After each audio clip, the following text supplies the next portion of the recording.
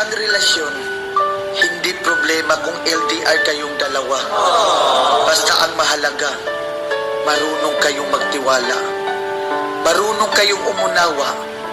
Marunong kayong may oras sa isa't isa. Dahil ang LDR relationship ay hindi binubuo ng 1,000 pangako, 1,000 I love you, 1,000 kondisyon. Ito ang pinagtibay ng dalawang klase ng tao na nagmamahala ng tapat. Dahil bihira lang ang nakakasurvive sa LDR relationship. Dahil anumang oras, pwede kanyang iwanan. Pwede siyang mahulog sa iba kasi hindi mo hawak ang feelings niya. Kaya sa may mga LDR relationship dyan, ito ang laging tatandaan. Hindi distansya ang pumapatay at sumisira sa isang relasyon.